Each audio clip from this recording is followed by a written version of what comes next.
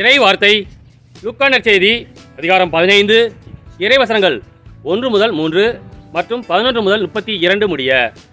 வரி தண்டுவோர் பாவிகள் யாவரும் இயேசு சொல்வதை கேட்க அவரிடம் நெருங்கி வந்தனர்.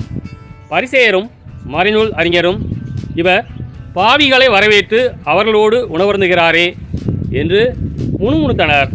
அப்போது அவர் அவர்களுக்கு இந்த உண்மையை சொன்னார்.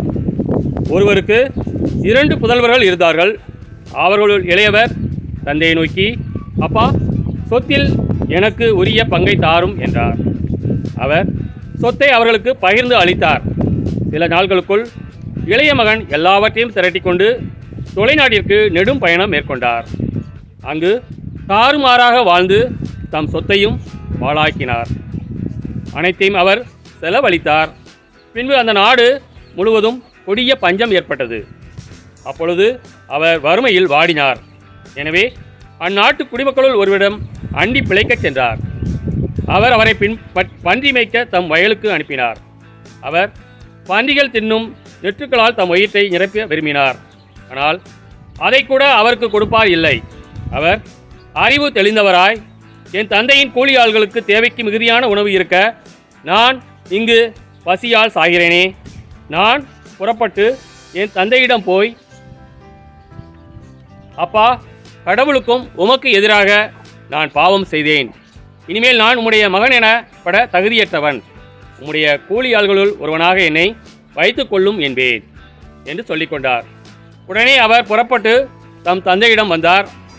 தொலையில் வந்து கொண்டிருந்த போதே அவர் தந்தை அவரை கண்டு பரிவு கொண்டு ஓடிப்போய் அவரை கட்டி தழுவி முத்தமிட்டார். மகனோ அவரிடம், அப்பா, கடவுளுக்கும் உமக்கும் எதிராக நான் பாவம் செய்தேன். இனிமேல் நான் உம்முடைய மகன் எனப்பட தகுதியற்றவன் என்றார். தந்தை தம் பணியாளரை நோக்கி, முதல் தரமான ஆடையை கொண்டு வந்து இவனுக்கு உடுத்துங்கள். இவனுடைய கைக்கு மோதிரமும் காலுக்கு விதியடியும் அணிவியுங்கள். கொழுத்த கன்றை கொண்டு வந்து அடியுங்கள். நாம் மகிழ்ந்து விருந்து கொண்டாடுவோம். ஏனெனில் என் மகன் இவன் இறந்து போயிருந்தான், மீண்டும் உயிர் பெற்று வந்துள்ளான். காணாமற் போயிருந்தான், மீண்டும் கிடைத்துள்ளான் என்றார். அவர்கள் மகிழ்ந்து விருந்து கொண்டாடத் தொடங்கினார்கள். அப்போது மூத்த மகன் வயலில் இருந்தார். அவர் திரும்பி வீட்டை நெருங்கி வந்து கொண்டிருந்த போது ஆடல் பாடல்களை கேட்டு ஊழியர்களுள் ஒருவரை வரவழைத்து இதெல்லாம் என்ன என்று வினவினார். அதற்கு ஊழியர் அவரிடம், உம் தம்பி வந்திருக்கிறார்.